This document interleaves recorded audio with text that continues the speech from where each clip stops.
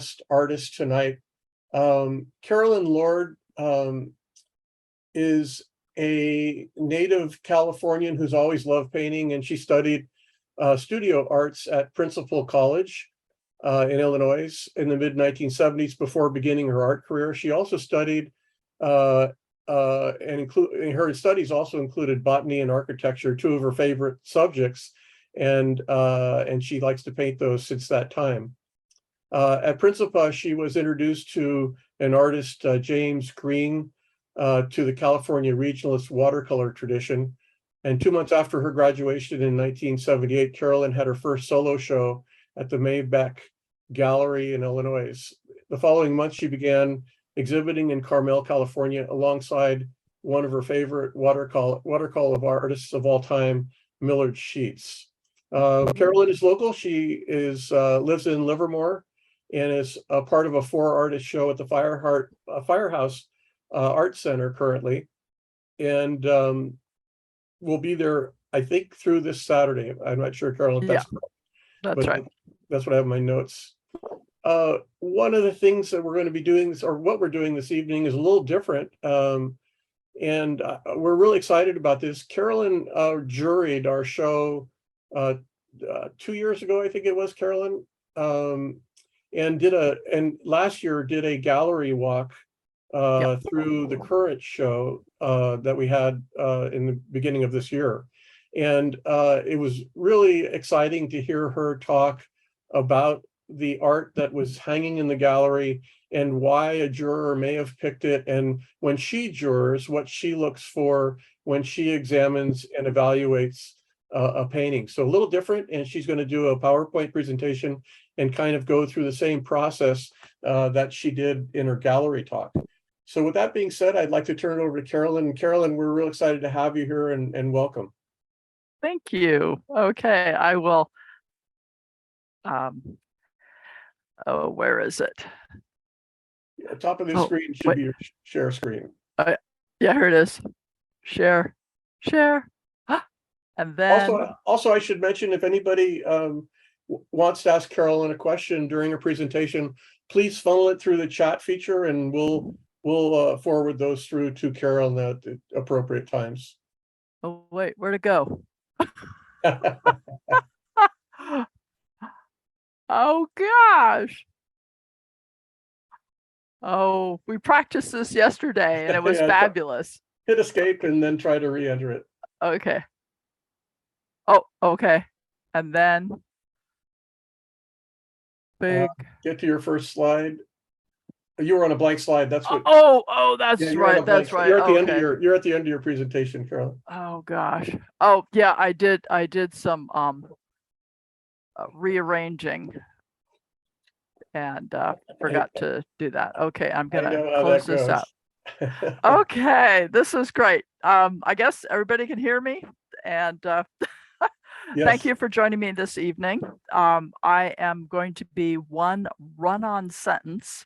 I have lots of slides to show and things like that. And as it was shared, I'm basically giving a gallery talk for the 52nd national show that was January through March 2022, and Michael Friedland was there, and he said, "Hey, let's do this again." And so I organized my thoughts and was much more linear, but hopefully it will be insightful for everyone to kind of see how I think, or anyway.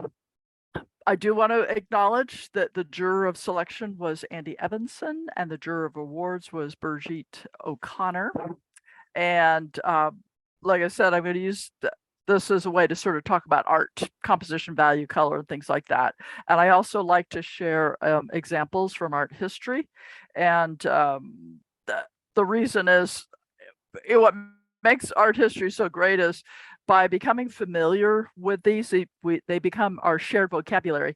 And I like the idea. It's like, you don't have to invent everything. Like the current show that's at the Firehouse Art Center, I have a nocturne. So what do? I Google nocturnes and see how other artists have figured it out. And then that inspired me and gave me ideas on how to solve the painting. And so that's what's really great.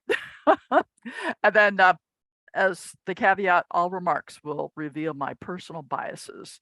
So, okay. The workshop that'll be a little bit later with Frank Eber, your personal thing. And that's exactly what I think of, when it's like, oh, so you're going to do a painting. What's your motive? What's your motif for why you're even doing this? And so this is a very personal thing. What's your subject matter? Figure, storytelling, landscape, buildings, growing things, or just abstract, art. That could be your motivation. And then there's tons of personal preferences for your motifs, and then there's tons of personal preferences for how you're going to work. For example, I love direct observation, and I'm a plein air painter, but also do direct observation indoors. Some people feel much more comfortable, using reference drawings or photographs, things like that. And it all depends on, well, for a lot of it, what are your demands on your time and your space as well? And how do you organize your visual information to create a painting? And then, what is in a painting? So we have the elements of painting composition, drawing, shapes, values, light, edges, color. And then your drawing, even that, you have a range. Is it unique and, specific? Unique in that, is it the drawing very particular to exactly what you're seeing and experiencing, or is it stylized or sort of a general feeling kind of thing? And then your values, it's the range of values within a painting.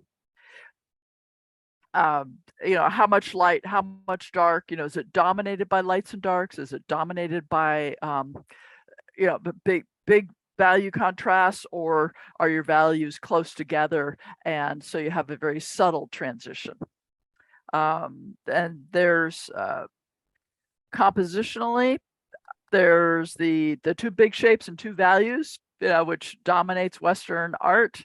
But there's also what I like to call visual scattering. And I'll show examples of both of these. And then we also have our colors, our color harmonies, and, observing light and things like that. So a lot of things going on. A lot depends on personal preferences or what you've experienced, or, what your subject matters are. And every artist is going to become a specialist in their favorite thing. So I found this, I Googled this, and the Draw Paint Academy had the value ranges that I'm now learning to work with. Early in my career, I thought, 1 through 10. It's like Ansel Adams. That's what photographers do. But it turns out 1 through 9 is the traditional painter's value scale, because 1 is black, 9 is white, 5 is middle value gray, and then you can then jump in between, and then you go, the 1, 3, 5, 7, 9. So you can have a 3-step values, or you can have a 5-step values, or all the way to the 9 steps.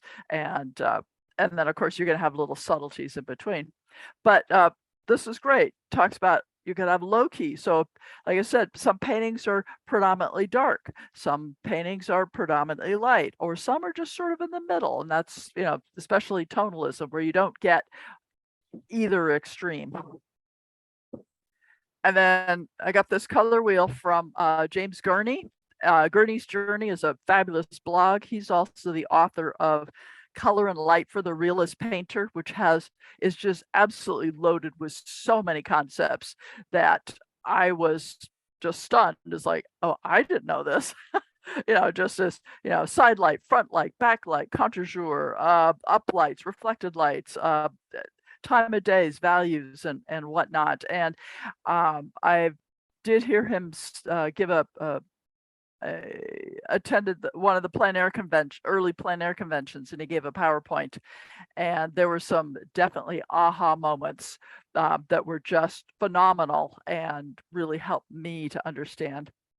So But anyway, we have our color wheel, we have our primary triad, our secondary triad, and this relates to especially compositions and whatnot. And then this is something that I came up with, picking up from different speakers, different presentations that I've gone to, where, and then the upper one is specifically to watercolor. I call it my pigment perspective, but it's also related to color perspective. And the color perspective, as well as the sky dome below, relates to everything. It doesn't matter what media. It's just, this is part of being part of the natural world. These are universal observations. And I was listening to a presentation by an artist a couple of weeks ago, and the artist said that she is an advocate for realistic painting because that's something that everyone can understand and experience. We've all seen beautiful sunsets, and we can share that beauty. We recognize it, and that becomes, part of being, that humanity. But anyway, so I have the pigment, or rather the color perspective, as the colors drop out in this order. Yellow advances, comes forward, and then as we go into the distant, it drops out, but we notice, that still lingers with oranges, and then reds, and then purples, and then blue. So, the aerial perspective that the Italians, figured out, those blue cast landscapes, that's giving us a sense of distant. And then warm to cool. And then over here, this is specifically for watercolors, I have my opaque and granulating colors, which I tend to use if it's something in the foreground, like the cadmiums and the cobalts and ceruleans and things like that. And then I move over to the transparent one. I want it to sit way in the distance, less surface stuff going on. And then the sky dome, as it says there in the text, the color of the light is affected by the time of day, the seasonal tilt of the earth, the weather, and since we live in California, the smoke. It's just like, oh gosh. Anyway, so, okay. And let me see. Oh, I want to go to the next image. Oh, help me. Just oh, there it went. Okay, so one of the first concepts I want to share is light and form, and this is part of the I'm going to be referring some general art history and then very specifically some watercolor art history. This is by Emil Kosa. His family was from Czechoslovakia. It turns out his father was an art critic in Paris and wrote scathing reviews of the Impressionists. And then Kosa came to California and was in Southern California and got involved in the movie industry, and got an Academy Award for Cleopatra. Anyway, but here's a fabulous example. We have our yellows in the foregrounds. We go orange as we go into the distance. And then these greens, you sense that orange and reddish quality. And then as you have the aerial perspective, the strength of the color softens, and then also the value contrast between the light and the shadows soften. And so we have warmth, and then the red-orange ruddiness drops out, and then the mountains are in this green, and then this very, very soft blue, and hardly any value contrast up against the sky. So this was a beautiful example of that. Also, Kosa here's a cast shadow, which tends to have a hard edge, and a form shadow, which has a soft edge. So the cast shadow, these two different kinds of edges will help describe form. Now, the thing with watercolor, especially plein air watercolor, and this is something I experience all the time, it's like, oh, hard shapes, you paint these shapes and they're just brushstroke shapes. But I can tell in certain areas that he's taken the effort to, oh, here's a soft transition, so a form shadow. he's, made some efforts, with wetting the paper and whatnot. But that's the one thing with painting in California, the light's so strong and the air's so dry that things dry immediately. So the California watercolor style, so to speak, just has a different look and feel. But here's a form shadow where it's a soft transition, whatnot. Okay. Oh, come on. My little forward button is just not doing its thing. How about just page down? Yeah, that's what I'm doing. Oh, I'm sorry. Thank you for being patient with me. It's just not going. Oh, anybody have any ideas? I'm pushing that little button. Maybe escape. Carolyn, your cursor should be over your application, not the Zoom meeting screen, but the application. Try that, and then try your. No. No. Huh. Oh dear. Try. Oh, here we go. Next. Okay. Thanks. Okay, so here are two paintings that are excellent examples of cast shadows and form shadows, which help give the illusion of the three-dimensional. Because think about it, a painting is a two-dimensional surface, but to try and give the illusion of form, this is what really, really helps. And so the painting on the left by Jiangang Sun is brilliant, absolutely wonderful, because we have some large shapes, strong shadow to really give the impression of how bright the sun is, and the cast shadows have hard forms, but then here we transition and go into the shadow, the soft gradation. Incredible, impeccable skill. And what I really enjoy seeing is the color of the straw reflected back in, so we get this warmth that changes it from a robin's egg blue into this green. Just really, really nice. And then this one on the right, yeah, it's mine. But similar goals. I mean, my painting just looks so clunky by comparison to the elegance of the other one, but I'm still thinking about the same thing. It's like, oh, here's form shadows, it's soft, and then you see cast shadows, which are hard, and then with the light glowing through the flowers, you also have translucency. Over here on the left, you have light bouncing around in the shadows, and then here you have cast shadows, and then, like I said, the light glowing through. Okay. So Carolyn, these were paintings from the exhibit, correct? Yeah, these were paintings from the exhibit. Yeah. Okay.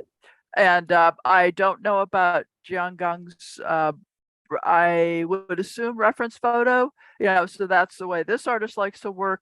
And then my painting was direct observation plein air. And then remember I was talking about the sky dome, depending on the time of day. So this was earlier in the morning, so the light was pinkish, going into this soft sort of peachy apricot. So calla lilies are white. That's a white stucco fence, but I, as the artist, interpreted it to be these colors. And Carolyn, did you wear your shirt today to match those eggs? No, I'm wearing a different color. That's great. So, but I will say, both of these, on the left, you can see how the straw is carefully delineated in some of the areas, but not all. And then on the right, mine, you can see I've taken great form to describe the callas, but not the leaves. The leaves are flat. So I've made a decision where I want to, have the viewer look. Okay. And then it's composition, so I said, hey, yeah, three-dimensional, the illusion of form. But I thought, well, let's start out with abstract art principles. And what I perceive modern art is, or, abstract art is where you strip away the subject matter and you're just dealing with the formal elements of art. And so here's Barnett Newman, and he's just had to decide, well, where is he going to divide that painting? How much is going to be blue and how much is going to be this red orange? And then the width of those stripes, and yet he is doing composition. And then also complementary colors, this very dark blue next to this like cadmium scarlet. So it's almost complementary colors. Okay, next, whoops. And then these two paintings that were in the show, it's like, on one hand, they are based on what we can see, and yet they have interpreted them using abstract art concepts. And so on the left, you might say it was Barnett Newman, just tipped sideways. And here the artist has made decisions on what values. So we have our greatest value contrast down at the horizon line. This is a landscape of a stormy sea. And then subtler transitions with a little bit of curve, almost monochromatic. And then the piece on the right, it's almost all straight lines with, there again, subtle curves. And what I thought was so interesting about this is, so on one hand, we have these straight lines, it's all very hard, and yet he's paying attention to reflections. So the sky is being reflected in the chrome bumper.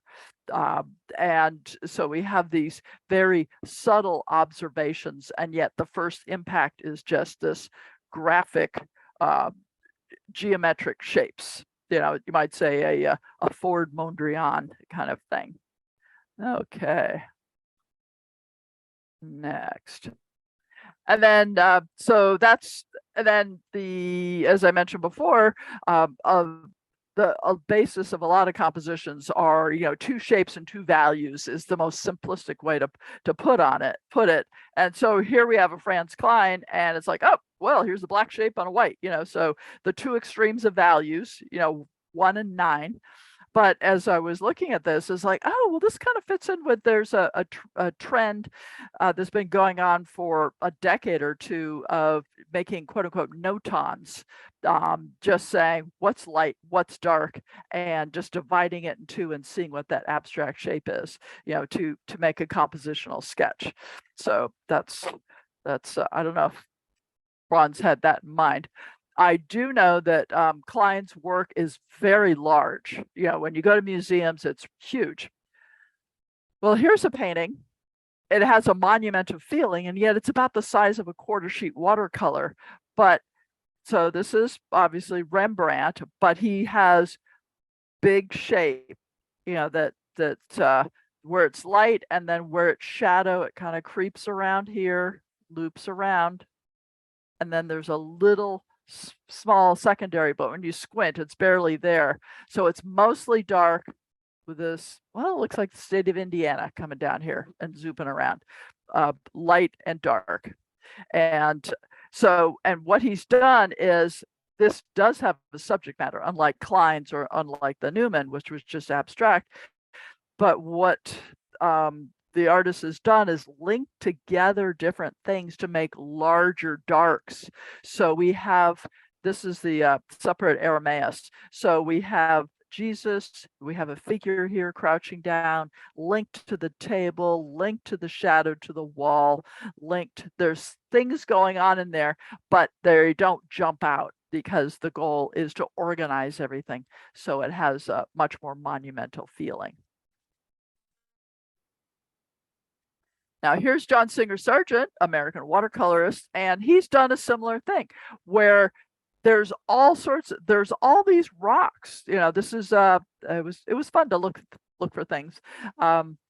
He's at a marble quarry, all these boulders, being chipped out, and you can see the workmen, chiseling away, and yet there's barely any value contrast. So the lower half of the painting is linked together as one large shape, and then the upper half of the painting is the dark one, the other shape, a bit darker, with a few little slices in of a little bit of light. So you have these, you know, like I said, linking lights and then linking darks. And he's a phrase that I have come to understand is he compressed the values. So the sunlight might have been on here, the shadows might have been really strong, but he as an artist decided he'll suggest it with change of temperature, but not dramatic value shift, and keep those value changes elsewhere. And then same thing, link together the big darks. Okay. And then we have some really good examples that were in the show by, of course, Michael Reardon and William Hook. This is what they do. And similar to the Rembrandt, both of these paintings are actually quite small. I was familiar with William Hook's work through catalogs, but to actually see it in our CWA show is like, oh, okay, which is really great. And so they both have the linking of shapes, you know, that simple, you know, what's the light shape, what's the dark shape, like I said, linking the values together, and they both limit their colors. So they have the power of the composition of these abstract shapes linking together to carry the painting. The other thing is also having the light in the distance, just like Rembrandt. He had this lightest area in the distance and then darker silhouettes in the foreground, because you're often, I know within the watercolor community, I know when I was beginning painting watercolors, like, oh, negative shape painting, this is so cool. And it's like, to make things come forward, you paint what's next to it dark. Well, these are examples of, if it's dark, it comes forward, and then that helps convey that atmospheric sense in the distance. And so we have, you know, all these buildings.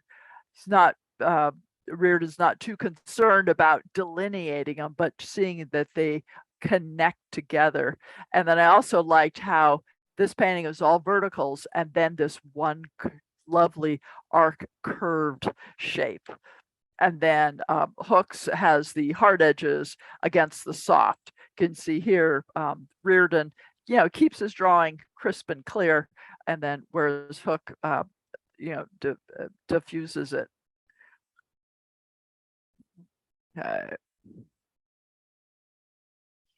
And then here's some two examples where we're dealing with the big shapes.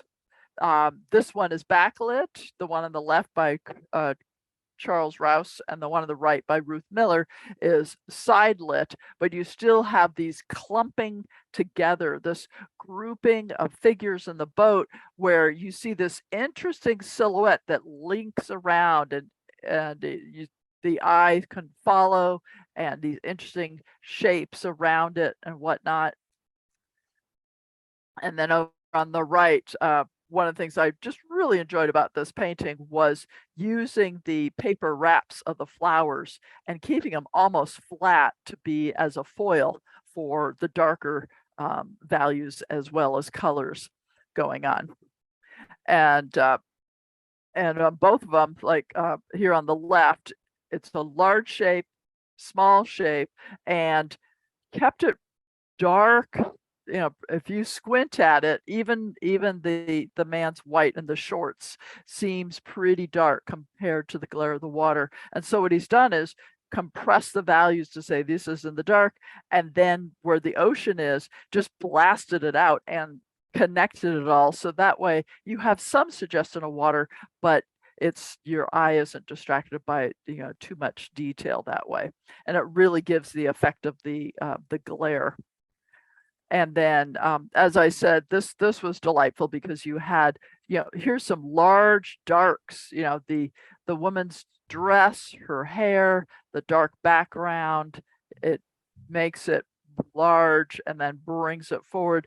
And then the only thing when I was looking at this is like, oh, if to consider, if you're listening, if you want to do this painting again, the effect of light would be enhanced by lightening the values in the bouquets.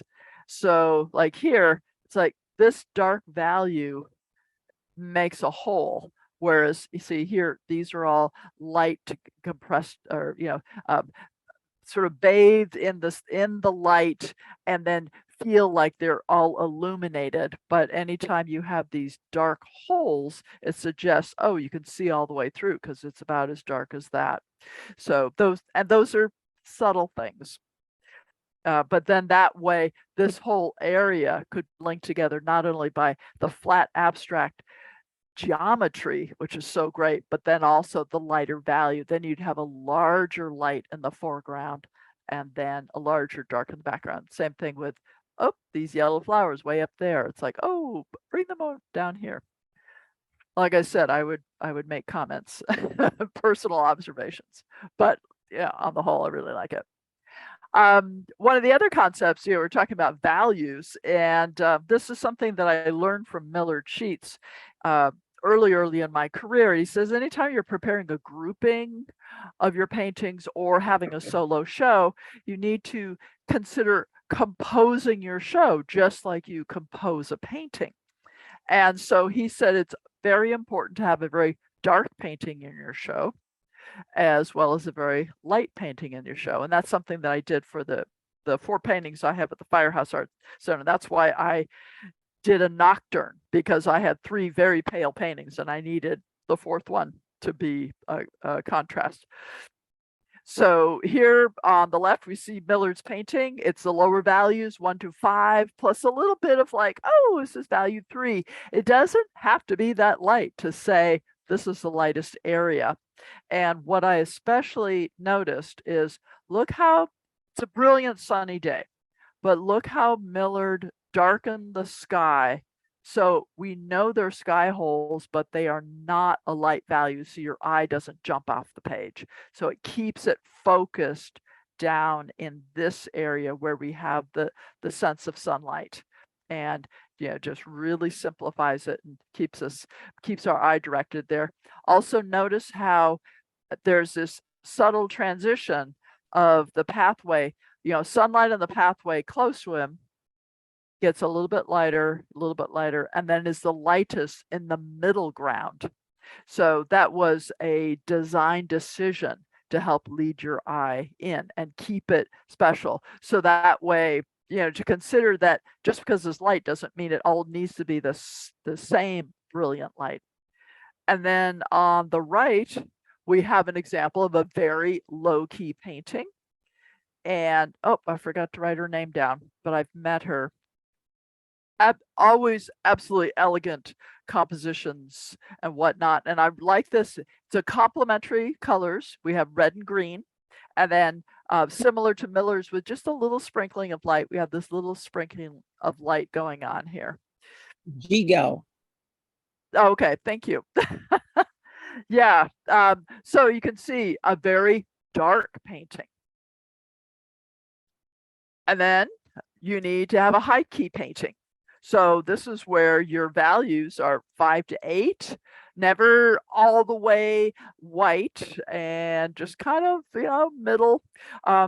If you study tonalism, you'll run across a lot of paintings like this where there's not really light, not really dark, just sort of, if you were to take a grayscale, there wouldn't be a lot of activity going on, but you have these subtle colors, whatnot.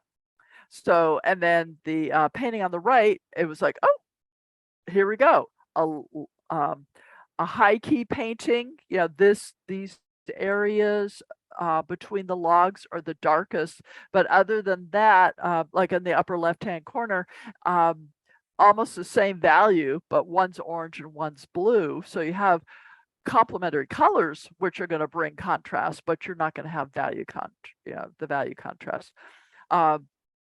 And what I liked, comparing these, they're both limited palette, just complementary colors. You might say, is it, sort of like orange, purple, blue, And then Millard's on the left has a, I perceive, is it purple? Is it green? Is it yellow? But not a lot of bright colors. But what I will say is when you do something like this, and this is something with tonalism, and then also paintings that will beguile the viewer for a long time, that will be a pleasure to live with, is subtle grade neutrals, very interesting things. Just one little tiny bit of bright color, just a few spots, and otherwise they're all neutral and mixed, nothing straight out of the tube. Whereas I look on the right, it's like I understand the artist is saying, oh, I'm going to use complementary colors, this is going to be really great, but the colors look moving into abstraction with our subject. If we really look at our subject. Oops. What was that? Oh, somebody just left their mic on. We're okay. Okay. So I see the intent on the right, but I don't see the color sophistication quite yet. But it comes from experience. It just takes a long time to get to know your pigments, to get to know, what the possibilities are. Okay, so we talked about the big shape. The big light, big dark. And the other compositional concept is what I call visual scattering, and where you have lights and darks sprinkled throughout a middle value. And these paintings are often meant to be seen close up, because I've seen Bruegels in museums and they're quite large. So you come right up to them and you're just, I'm just fascinated by looking at all the little stories and all the little things going on. But from far away, they don't have that monumental presence, but they are beguiling in their own way. One of the things I like about this painting, so here we have Peter Bruegel, the younger, Flemish, 1864. So it was probably about 1600 when he painted this. So 400 years ago, the colors that were available to artists was very limited. So I'm looking at this and it's like, oh, it's ochre, red, black, and white. And yet look at all the values, the paint, he pushed as hard as he could to get different kinds of reds, different kinds of yellows, yellows mixed with white, mixed with blacks, and, to get all these rich browns and umbers and whatnot. And then here's Gustav Klimt a couple hundred years later, and better colors through chemistry, starting around the 1800s. I don't know the exact dates, but the discovery of Prussian blue, the fact that you have cobalts and cadmiums and alizarin crimson and purples, that were synthetically created, completely changed what was possible in the art world. And I love walking through the Legion of Honor, and you start out in the Gothic, the altarpieces and things like that, and you walk along, you see these beautiful paintings, and because the galleries are organized in chronological order, and then it's as if, well, it's kind of like Wizard of Oz. All of a sudden, you see these incredible blues and greens and purples, because those pigments were now available for artists to use. So here's our favorite Austrian, Gustav Klimt, and using the visual scattering. So he has values, so we see the pink and the yellow and the reds against the darker greens and purples and blue flowers. So we have visual scattering with values as well as color adjacency. And this is what I think is so wonderful, that there'll be yellow orange flowers next to blue green foliage, or red flowers next to a muted, and so he has all these things going on simultaneously: limey greens, blue greens, warm and cool reds, purples and yellows right next to each other. So it just becomes an all over, absolutely visually delightful pattern. And then a little bit of California watercolor history. This is Dong Kingman, and he's truly of the Pacific Rim. born and raised in China and California, back and forth, and was a huge influence. And here he's using values, light and dark, as well as color adjacencies. And I love, here's this red traffic signal next to this green wall, or we have orange and blues and reds all next to each other simultaneously. And he's also using his calligraphic strokes to create even smaller shapes. So we just have lots of little things going on, and extreme value jumps through all over, dark against light, light against dark, dark against light, positive and negative painting, just causing your eye to just travel all over the place.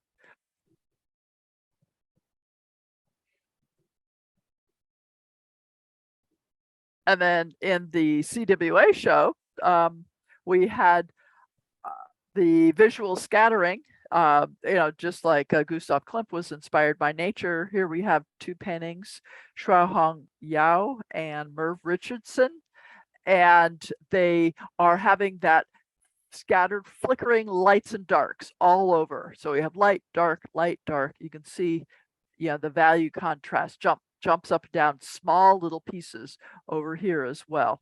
And here the structure of, in Merv's piece, the structure of the tree trunks and limbs, he goes positive and negative, so it's very design driven, not, oh, this is the natural fall of the light and I'm observing it. It's more, oh, let's take these tree shapes and come up with designs that, just sort of flicker mosaic effect all over it.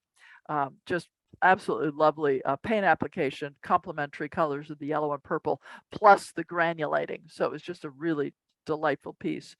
And then the lemons, I liked how we have the yellows and the greens, and then the reds and the purples. So we have that split complementary going on, yellows to purples, and then greens to reds. So here again, just all over the place, just really enjoying, creating a pattern. And then these next two are still life, and they're similar in that they both have a full value range, but in small little shapes scattered all over. So this is Brenda Swanson and Karen Fry. And so we have little bits of light, dark, black, the white tubes of paint and the dark tubes of paint and the lights and shadows and color all over the place. And then over here, Karen's piece, you guys see little spots of shadow, going around, and then overall light with little lights and darks going on. And so that visual scattering effect. And then the next concept is where shadows dominate. And so I thought, shadow, sheen, and textures is the best way I can describe it. And I call it the Caravaggio effect. And it tends to be the interiors, or that very sense of drama where it's mostly dark and little bits of light. So Caravaggio, he had a very dramatic life. He did very dramatic paintings, and here he uses the full value range. So he has one, that black all the way to value 9, which is that white, and that sheen right here coming across, glinting off of the armor is so dramatic and so striking. But it's perfect because the values is what's gonna help us describe surfaces. And so anytime you're painting glass or metal, because it's those glint and how quickly the light reflects back, gives you a clue what that surface is made out of. So for example, now this is the scene in the Garden of Gethsemane, and so you have this really strong light on the heads, but the glint off the sweaty brow, that's a very subtle value shift compared to the glint off of the armor, because the armor is like a mirror and it's reflecting the shadow with this strong sense of light, and that's giving you that sort of headlight look. Again, limited palette. we have ochre, red, black and white, and a little bit of blue. But since this is a very important person in the story, Christian story, probably a lapis lazuli, because Caravaggio did a lot of paintings in church environments. So, but the one thing I especially, why I call it the Caravaggio effect, is considering how bright the light seems, how strong it is. It's very scant because there's not enough to illuminate the space. There's no light in the background. There's, aside from a few areas where we get a little suggestion there's something going on in the shadow, it's just dark and dim. It's almost like a strobe, and so you can't really see what's going on. But like I said, it's perfect for drama. Now this next one, this is Pete Mondrian, absolutely incredible watercolor. So we don't have the strong value contrast like Caravaggio, but we still have pretty much the same value with just some glint and sheen. So that's the center of interest, is the reflective qualities. So we have this dim interior scene and mostly mid-range with this little bit of glint.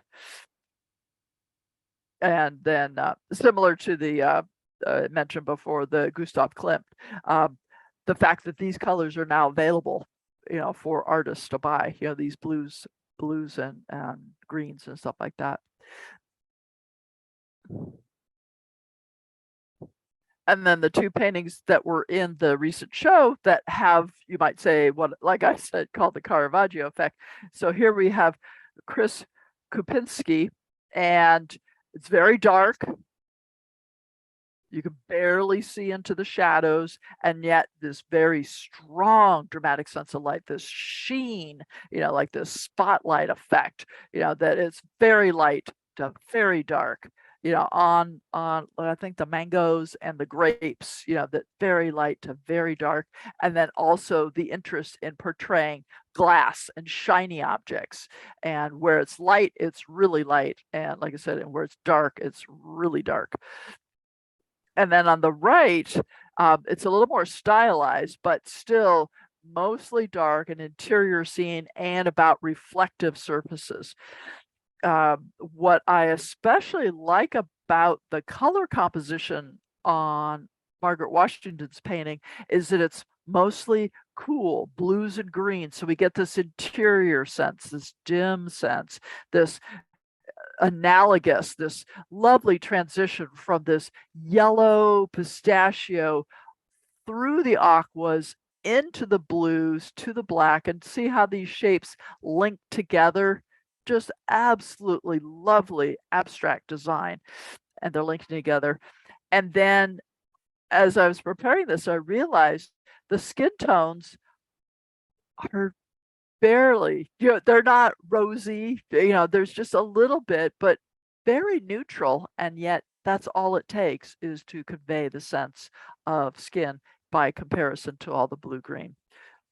So, but like I said, these both have an interior sense. And then like I was talking about, there's sheen, and then there's textures. And these two paintings, now these are outdoors. You get a sense of outdoor, and yet with that strong sense of light, dominated by mostly light with very dark darks, Caravaggio darks. See this, there's no light bouncing around in there. Or here, this is brilliant sunlight, and yet this upper area is so dark.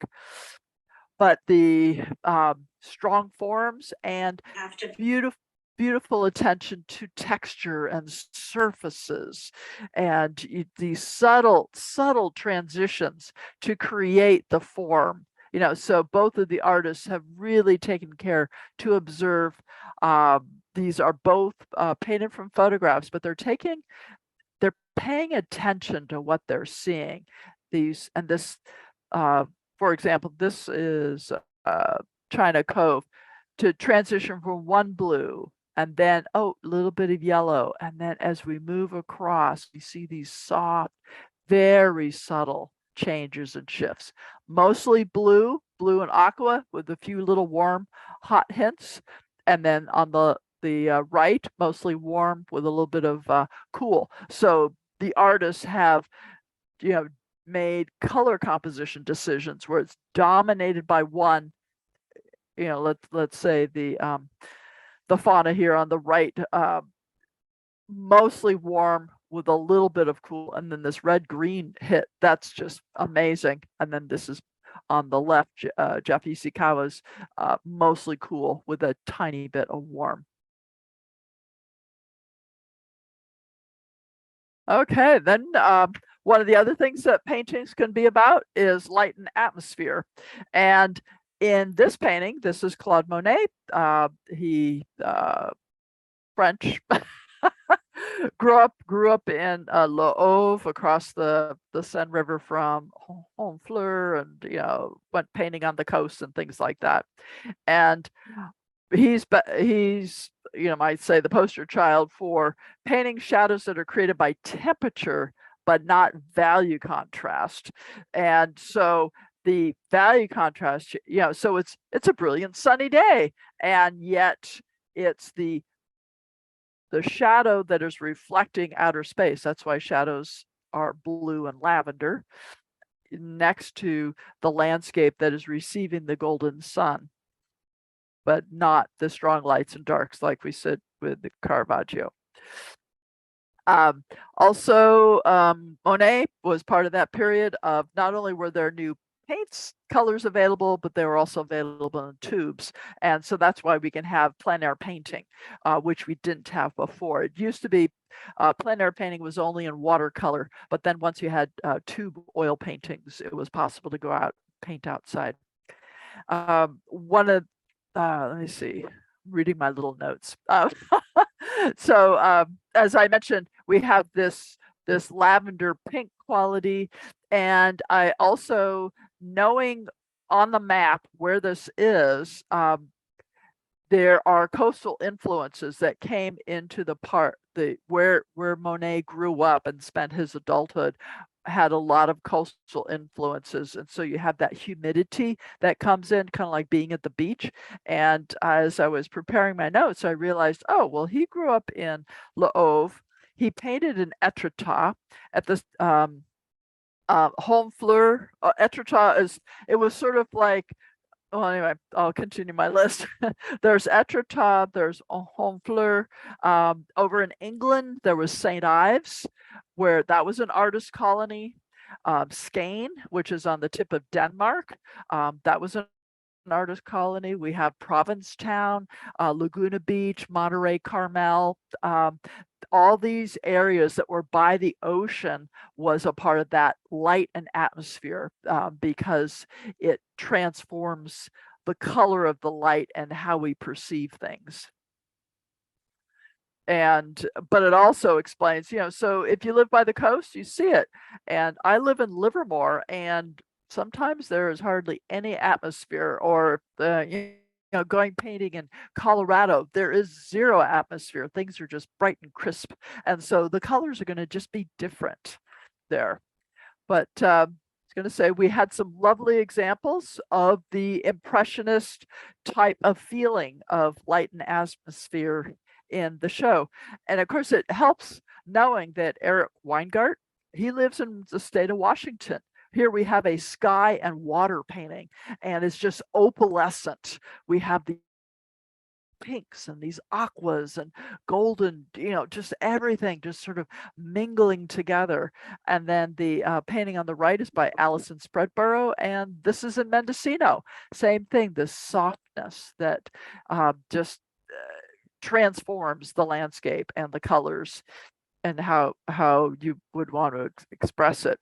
Oh, and then Monet's, Eric's, and Alison's paintings had soft edges, but when I saw these two paintings, put them side by side, you can have atmospheric impressions and yet within carefully considered drawings. So this is what I like, is just because it's impressionism doesn't mean it's going to be blurred edges. And so you as the artist, and that was why I had that list at the very beginning. It's like, well, what makes up an art composition?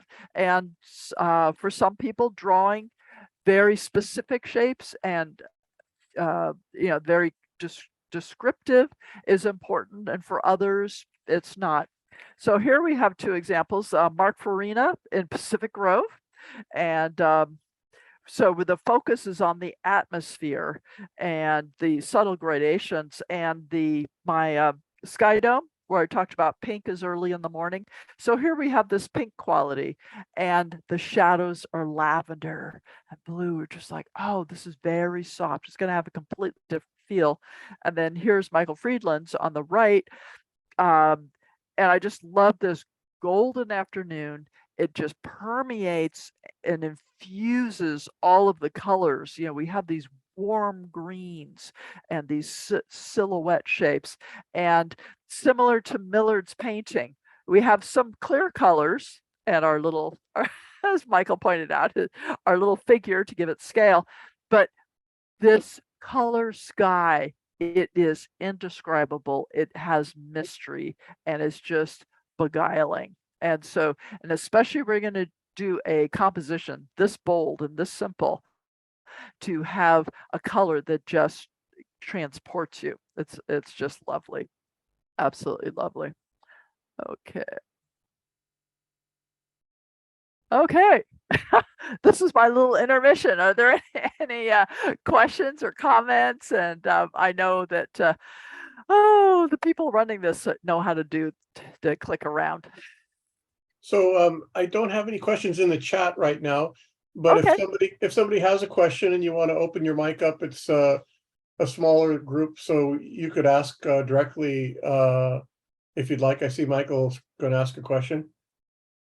I would just like to take a minute. This is Michael Friedland, to thank Carolyn for the presentation in February and for augmenting it and doing it for us again tonight. Thank you. This is really excellent. Oh, well, thank you. You're welcome.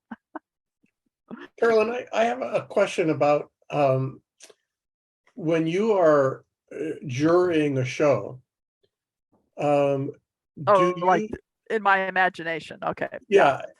Do you bring all of these elements into your jurying, or are you looking at the painting as a whole? These are different elements that create a painting, and I think you can have many elements in a painting. What piques your interest, the painting as a whole or the artistry of these elements? It's like a big mush of everything. It's like, what is the artist interested in? How do they present it? And by saying, oh, I'm aware, like Michael's piece, those were like, oh, well, that was like the Barnett Newman. It was just divided in half. Here's a hill, here's the sky, so that's a very abstract, and yet he's taken drawing great care for that and sophisticated color. And so that's why I am sharing, just little suggestions like, oh, this painting could be just, but I will say I do have a stronger bias for good composition and sense of light, because actually several years ago, I was in conversation with a photographer. She and her boyfriend had Carmel Visual Arts, and I had taught some workshops down there. And Carol is well known in the photography universe, as a photographer, as well as buying and selling. And when she juries photography shows, she says the first thing is composition. What does it look like far across from the room? Mm-hmm. Does it beguile you? Does it bring you in? Like, oh, I want to check this out. She's second for photography is, what's the sense of light that they're conveying? And third is technique. So when so technique is not as important. Mm-hmm. And it's just like, but what does it look like? And I still remember taking a workshop with Millard Sheets, and he's like, oh, all you have to know is that water runs downhill. Watercolor is easy. And if you don't like it, just scrub it out and paint over it. Doesn't matter. And what I got from that was, what does the painting look like 10 or 20 feet away? And that is what I'm interested in. And yeah. And I do have subject matter biases and skill biases. Like I juried the Santa Cruz statewide landscape show that opened up about a year ago. And it was so interesting to get the response from the Santa Cruz Art League, because they were just stunned with the show. And but I'm like, well, yeah, because I went for all the paintings that gave the illusion of light. And when you walked into that gallery, it was luminous. You felt the coast, you felt the sunshine, you felt the shadow, the cool shadows. Whereas there's other shows when I have entered in the past, and they would have a juror who had different art training, and they were more about what's the graphic impact. So just the values, but not color or quality of light. And that would make a completely different show. And so that's, yeah. Yeah. Yeah. No, I'm sorry. Go ahead. Yeah, and I was gonna say is my college is pronounced Principia College. That's Latin for principal. Okay, thank you. Yeah, you're welcome. And I like to study art history to get a bigger picture, to see how we all fit in to the arcs of art, because I started watercolor in the mid 70s. And then to see just this, to experience the explosion of watercolor societies. And, the fact that, when I started my career, American Artist Magazine had the watercolor page, just one page. And then they thought, oh my gosh, we have so many watercolors, let's have our own magazine. So Watercolor Artist Magazine, or no, American Artist Watercolor, publications come and go. But the fact that there's still a separate watercolor magazine. But what happens, I'm concerned about, is we get so involved in our little community that we forget that we're connected to the larger whole. And so being aware of what's going on or what has happened in the past will help us make stronger, more solid paintings, and not fall into the watercolor style, or have compositional holes, or drawing errors, compositional errors, and things like that. Because one of the things I'm really aware of is watercolors will say, well, we don't get respect. And it's like, well, are you respecting everybody else? And as I've learned more, I realized, oh wait, there's a lot of information, a lot of skills that need to be passed along and need to be expressed in watercolor. And so that's why I feel charged up to share this, and hopefully be an influence for good that way. You mentioned a little while ago, asked Carolyn about jurying. Mhm. And next year, Carolyn is going to be the juror of selection for the national exhibition. Oh, wonderful. Oh, that's right. Yeah. And 2024. And I see on my screen, there's Randy Hale. And I'll be spending some time with him in 2024 as well. Randy's from Colorado. So Are there any other questions out there that anybody wants to put in the chat or ask directly of Carolyn?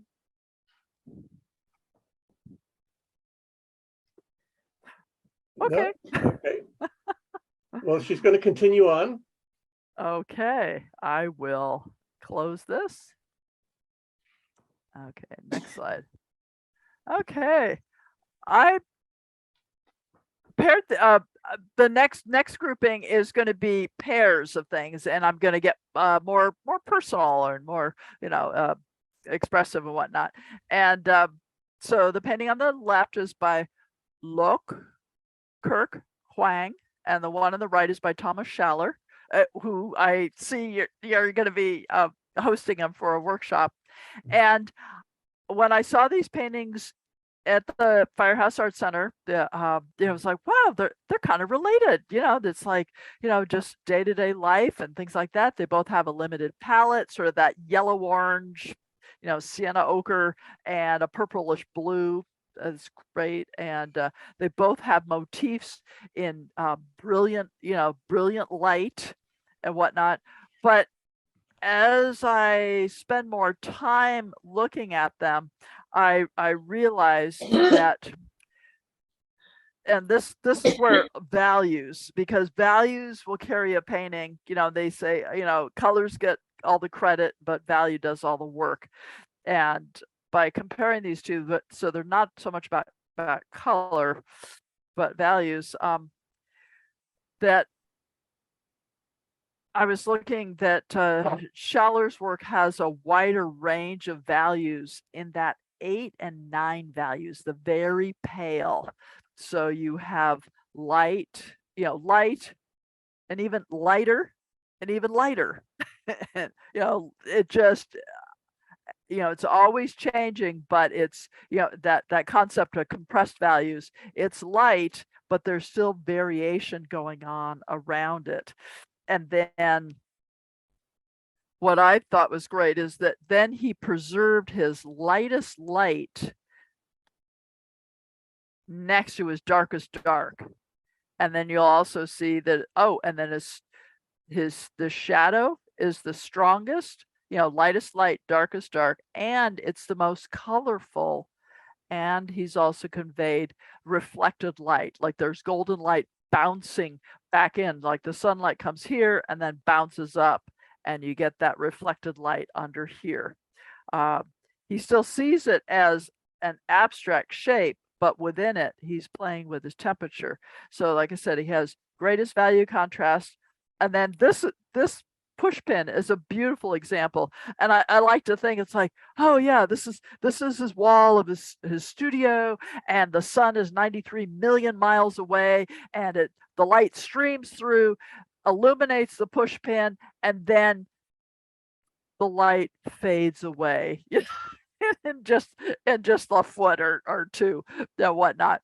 But that gives us an excuse to transition and soften, especially as it goes towards the edge of the painting, where you don't want your eye to go out. So here, and also we read from left to right, and we have this lovely diagonal zig, and then that gives the suggestion the paper is slightly lifted from the wall, and this diagonal continues and gets softer and softer, and then hard edge, and then here the brush dragged along the paper with a dry brush effect. So he's even playing with soft edges and hard edges, and you see the same effect over here. Hard edge to that dry brush to give the soft edge effect. Let me see. And then blue shadows that then fade out and don't show up. So like I said, it was just a really nice study in this. Whereas as I took a look at this, beautifully rendered, beautiful, it's like this. I don't know this person. I don't know their life, their situation, but this loving portrayal of the scooter and this beautiful oversized basket, the attention to detail and whatnot, and the effort to convey the surfaces and things like that, to say that it's in sunlight. And yet I don't get the sense of that, because we don't have bounce light coming here. If the sun is that bright, it's going to fill the shadows. Remember the 4 eggs in the straw? When the shapes are little, they're not massive enough to make a large shadow. And then no transition here. Whereas here, Schaller's shadows, they transition to help guide the eye compositionally and also to give the suggestion of light infusing the space. So just flat shapes. And so one of the things that I did was I did grayscale, and even without the color, you can see now, of course, this is why Schaller teaches workshops. He's sensitive to this, whereas on the right, you get a sense that it's a gray day. So without the temperature, which was to suggest that it's in sunlight, but the values weren't helping us get there. So, and that's why it's really important to pay attention to your values. You can say, oh, it's light, but then even then within that values of 8 and 9, you need to have a hierarchy. And then same thing, shadows don't need to be equally dark. I mean, unless you're doing the Caravaggio effect. So, but, okay. So that's like a little observation. I mean, that's why we go to shows, is to see what other people are working with, what they're struggling with, or how they're successful, to learn from others, to give ideas of subject matter or paint application or whatnot. Okay. Next. There we go.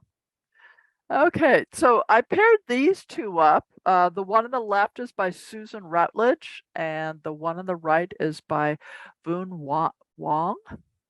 And both motifs, they are completely different, and yet for me they connect because they're both about the ocean, and they're both incredibly personal expressions about the ocean. So here again, that's where motifs, what do you enjoy? What is your thing? I will say this, I've been painting in watercolor long enough that I remember when it was a trend to paint merry-go-round horses. Or I remember when it was a trend, there's like themes that go through. Somebody sees it and they go, hey, I like that a lot. And it's like, and I'm always like, well, what's this have to do with your own personal life? And don't worry, it's watercolorists. It's not the media. It's just the way artists are. I know about 20 years ago, there was an artist down at Laguna Beach. He started painting chefs in restaurant kitchens, and soon everybody was painting chefs in restaurant kitchens. And and that's the kind of thing where looking at a show, looking at entries, I would just go, I'm sorry, I'm going to give this a pass, because I'm not getting a personal connection to the motif. So anyway, Susan's painting on the right is a beautiful, absolutely beautiful example of that visual scattering that I was talking about, the Bruegel and the Klimt, where you have lights and darks and scattered around this middle value, and your eye just goes all the way around. You want to come up close. In the gallery, it didn't command my attention from far away, but when I got up close to it, then I was completely pulled in. And I've just really enjoyed her use of the secondary triad. So we have purples and greens and little bits of orange. And I have noticed a lot of in fact, I counted it out. I went through the catalog for the 52nd annual, and over half of the paintings were photo based, where you could tell the drawing was based on a photograph. And it's like, that's okay. That not everybody has the time or the skill level or whatnot, or they just want to get the idea out. But with Susan's, I can tell that she was working from either reference photos or actual objects that she has. I know she lives by the ocean, and was able to make this arrangement of all these things. But if you pay close attention to the painting, you see that the painting is about the recent pandemic and plastic pollution in the ocean.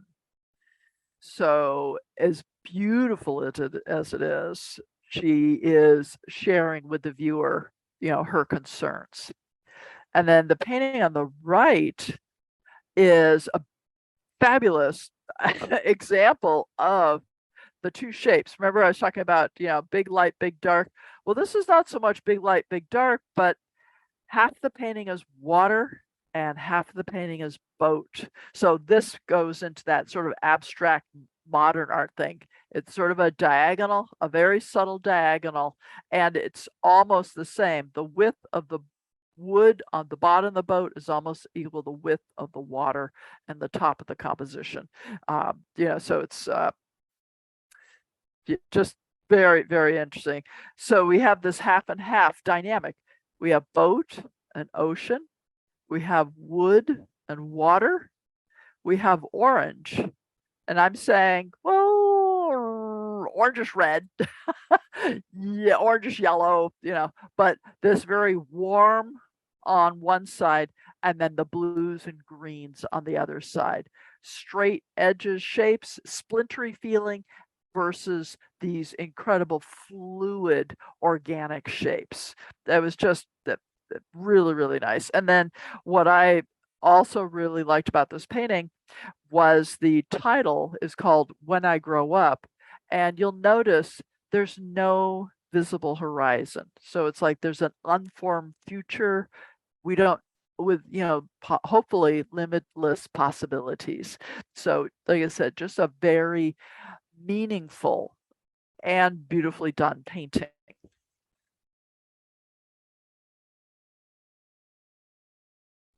Now these next two, I just think are endearing family portraits of daily life outdoors. This is so great. So I know both of the artists are from California. There's Mike Nichols on the left and Lei Chi on the right. And what I like about them, now they look like they're both photo based, and yet the artist did completely different expressions of it. And that's the thing, how you use your resource material. You can have the same resource material and yet come up with completely different results depending on the artist's inclination. Now, both of these paintings, they have red and green color harmonies. On the left, we have warm reds and warm greens, oranges and browns used to mix those greens. And then on the right, it's very cool red, this fuchsia, purpley pink. And then the grasses are a blue green. Even in the far distance, we have that cool blue green. And then I just love the synthetic blue green, plastic, some sort of thing that really tips it over to that, like I said, the very cool green. And then our Mike Nichols work, he takes his reference and then creates everything into flat shapes. It could be, was this cut out of red paper? And yet we know, it's watercolor, because we do see very subtle transitions. And what is so delightful about this artist's work is he'll have very carefully drawn edges, very careful. I mean, this beautiful arm, it's like, oh yes, he knows what he's doing and how to simplify shapes and to know where that shape of the forearm and the light, forearm in the shadows, because there's no form shadows, it's just hard shape, shape to shape. Absolutely elegant.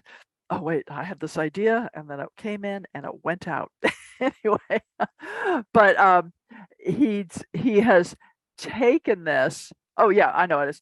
So some areas are perfectly, just the perfect, he's working in the studio, controlled environment to get these flat washes. But then he'll paint other areas and he'll just drop the water in and let the watercolor do its watercolory thing. So you have this nice sort of random dynamic. And what a great way to say, yeah, there's a bunch of leaves going on back there. I'm not going to bother to paint them. You get the idea here, but all in here, just let the backwash grinding watercolor say, help describe it and define it. So I think that's absolutely wonderful. And then, whereas the painting on the right, there is cast shadows, form shadows, very carefully considered shapes and transitions to convey. I mean, the portrait is absolutely fabulous, where we have this cast shadow from the hoodie, and then to see the face turn, half light and then go into the shadows. Just really, really nice. And then a lot of that surface, lots of detail, like I was saying, that sheen and texture, like in Caravaggio, real strong lights and darks. Here's the really strong dark. And yet what I really enjoy is how the artist has designed the far distance. So here, this is abstract art. So how many verticals? How much space in between? Vertical shapes, horizontal across the lawn. Like I said, lights and shadows. And then my only, I see. Oh, it's so beautiful and heartfelt. But what I notice is the strongest colors are in the striped clothing and the greatest value contrast, the strongest light and dark. It's strong, even stronger than down here, up here. So if this were turned into a grayscale, it would be, oh, I should have done that. It would be really, really clear. So this is where, when you're working from reference photographs, you have the choice to adjust and adapt. So it's like, oh, maybe amplify this, put this in stronger light. Yes, I know it's a gray sweatshirt, but maybe keep the colors a little, keep it as it moves in the shadow more colorful. Think of how the Impressionists had colors even in the shadows, and then subdue the colors or the color or the value contrast to then keep the eye focused where you want, because this is just absolutely delightful.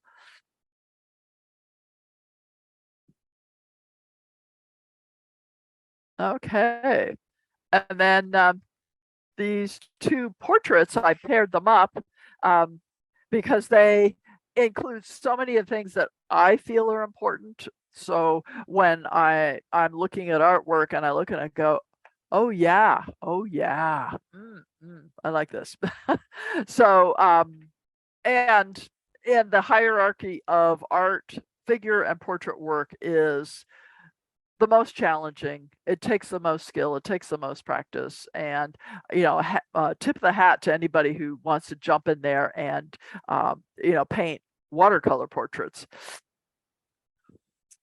So okay, so we have like I said, cast shadows, form shadows, and what I like about both of these is that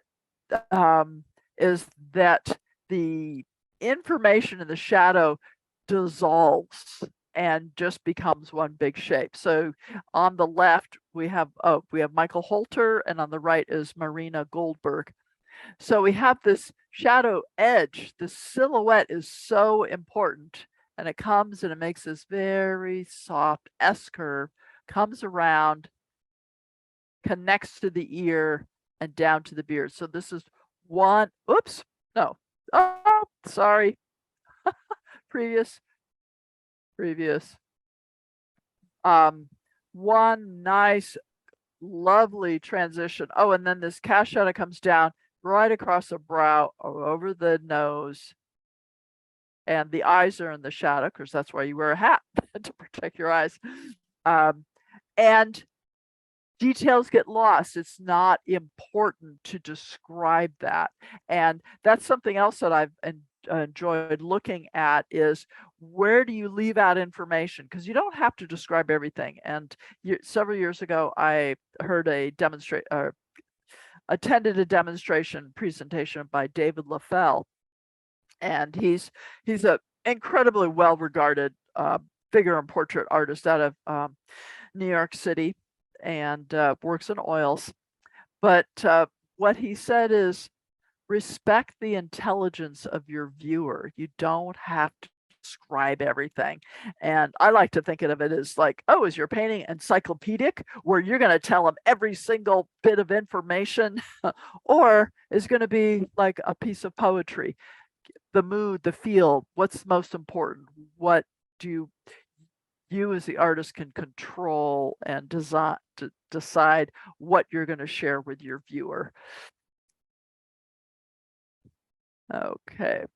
And then over here on the right, creating a larger dark.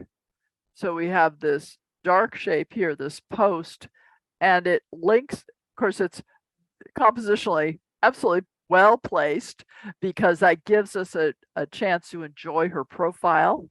And so as the light falls across her sternum and then the neck, the profile, and then her hair is dark, and so the eye is going to link around, and then it comes up and under, and then the back of the neck, which helps give an understanding.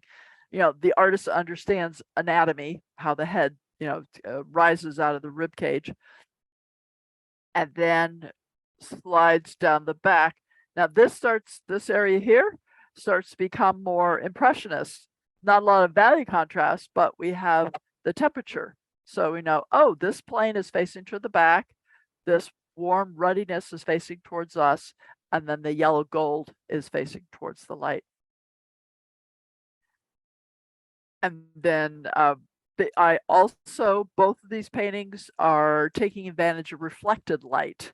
So it's very obvious here in Marina's piece where you have the light coming in through the window,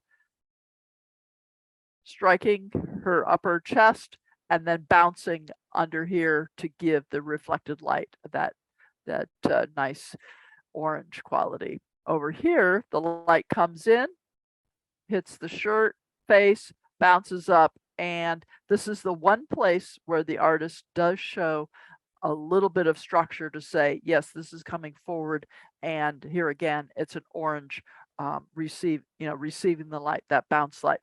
And if you squint, not a lot of value contrast, but there's definite temperature contrast. It's similar to Thomas Schaller's, piece of paper that was flipping over. What I liked on Marina's portrait is, so we have this interior scene with this grill work, but you'll notice how the grill work is the strongest value-wise closer to the middle of the composition, and then it just sort of loses strength. And I like to think, well, that's because the light coming in the window is enveloping that grill, and the light is bouncing back onto it, so it's not going to be this strong light dark like Don Kingman's grill work where he had those dark lines against the light background. And so we see it, but our eyes are not dominated by it. And then I also noticed her shadows are not too dark, and notice that they're warm. They're light filled. Rather than going, you say, oh, well, shadows are blue. It's like, nope. So obviously the artist is paying attention.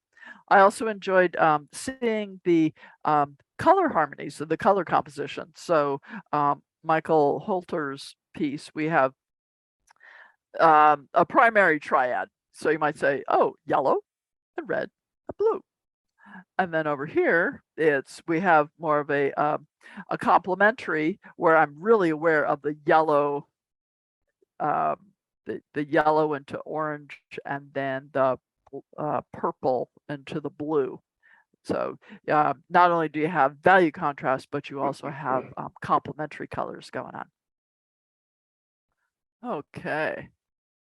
And our final one is a bit of art history, another California watercolor. Oh, sorry, two Californians twice. Marianne Kavanaugh Wachtel, and she was born somewhere in the Midwest, I think, but came to California, and that's where she's best known. And in reading her bio, she was a member of the California Art Club and the California Watercolor Society, which later became the National Watercolor Society.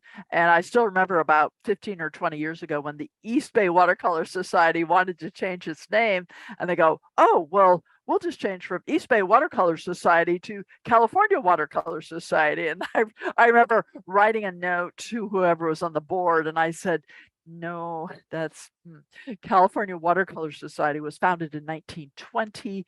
And, so, and that is why CWA is the California Watercolor Association. So, and I'm going to close my presentation with Robert Purcell's painting, because she used to live in Danville and, painted Mount Diablo all the time. They are now in North San Diego County, but she's continuing to paint her landscapes. And what I think is so great is, and that circles back to what I shared at the beginning, knowing your art history and also painting in the areas where your favorite painters are, to go out and see the landscape. You share it, so you're like having this this relationship with artists and other painters, and you can see and understand and bring your own vision to it. Robin has her own color palette, her own way of creating shapes, and yet she's finding inspiration from Wachtel and many of the other California Impressionist landscape painters at that time. So, but one of the things I wanted to share is, oh yeah, and I was preparing this last night. Being novel isn't as satisfying as expressing your life and your experiences. So looking at shows where somebody's trying to be gimmicky, it's almost like, oh no, that's okay, but if it's a sincere expression of what you're experiencing or what you're seeing or something that you want to share, something that you've lived with, and that's part of what I've been doing the last couple of decades. Part of it is just situation. It's like, oh, well, when you're a suburban mom, you kind of you can't go very far. But I also, through that period, realized that understanding the principles of design and composition, I can see so many things right here where I live in Livermore. I just don't have time to paint them all. I'm running around doing errands, and I go, oh, that would make a great painting, or oh, that reminds me of Hammershoid, the Danish painters, or oh, that reminds me of some mid-century painting that I saw in a museum, things like that. So it's around, but by having this visual vocabulary, every place is beautiful. It's just, if you live there, you spend time with it, you fall in love with it, or you become to appreciate it. And so anything can become a subject matter. Anyway, I'll get off that. One of the things that is really great about both Marion and Robin's composition, you'll notice that there is a dark foreground in that weighs the painting down, and it helps keep the painting from floating away, but it also gives contrast. So not only do you have value contrast, but you also have temperature contrast. So you'll notice in both foregrounds, the mixtures are dark, and they are ruddier and redder, and have this strength to them. And then it's like a threshold, and then you step into the light. You can see it in both paintings. And it's also kind of refreshing to go, oh, it may be really hot over there, but I'm going to stay in the shade. But that having that weight helps keep the painting from sort of floating away. Okay, and then you can see here that Robin's using that color perspective, not only strength of color, but also shifting, like here's a red, but that's a warm, earthy red. Here's a red, but it's a cool pink. Yellows and oranges here, greens that have yellow and orange in the mixtures. As you move further in the distance, you see they become blue greens. And this is great. This is so much Robin's color palette, where you get these aquas and these lavenders. And then here, this is yellow. It's like a yellow green. But it's so soft and so diffuse, and just really dialed down the value contrast. So then they clump together and make larger shapes. Okay, and also you have the color perspective, and then you also have aerial perspective, where you have the color intensity and the value contrast dissipates as you move into the atmosphere. Okay, well, that was sort of like my little review of the of the 52nd annual show. So if there's any questions, I'll be happy to field them. Carolyn, are you going to do a gallery talk at our next exhibition? If you ask me. Oh, okay. I'll get Michael in touch with you. Yeah, I'll be happy to do a similar kind of thing, because I think just having a fresh eye talk about it or look at it and just sort of discuss and that's what was so enjoyable when I did the gallery talk before, is we started talking about stuff. Oh, and I even made little paper value sticks, so we'd walk around. It's like, hey, let's hold this up, check this out, how much of the value jump is. And so it had some hands-on elements as well as just looking at the paintings, because the idea is not only in a gallery talk, because it's the Firehouse Art Center, it's open to the public, and anybody's welcome, and I want to make that time enjoyable for artists as well as people who aren't painters but would enjoy learning how to look at artwork, because we don't get that much of that guidance. If you would do it again this year, we would love it. Oh, okay. Well, it was fun. Well, and I live in Livermore, and Pleasanton is 7 miles away, and so consider me a perennial resource in that way, because I'm just so impressed with the fact that the city of Pleasanton built a civic art gallery, and they're receptive to having shows of different regional artists, art groups and things like that. And so whatever we can do to make the show, lots of visitors, lots of enjoyment, then the art center is going to be happy to have us back. Well, that's We need wonderful. to have you back also to do one of these Zoom talks to talk about the show for everyone. Oh, okay. Yeah. Fabulous. Thank Yeah. you, Carolyn. Yeah, you're welcome. Any other questions out there? Well, there's lots of wonderful comments coming in. Some people who you've had in your presentation were really excited to be next to some of those really big artists. And I really, really appreciate your taking the time to do this. I know you've spent a lot of time putting together the presentation and tweaking the presentation, and it really showed. And if we don't have any other questions, or you have any parting comments for us? Yeah, well, I was just going to say, my brain works like visual scattering. I have stuff everywhere, and it's just like, oh boy, I have so much I want to share. But then it's like, wait, I have, what's going to be a nice linear way to organize it? So, that was half the battle. You had great contrast between all of your styles. So, oh, good. All right. Well, this is great. Well, thank you everyone for spending time with a CWA meeting. Okay. Well, thank you, Carolyn, and thank you all for being with us. That was Okay. wonderful. Good Thank night. you. Okay. Night. Well, good night.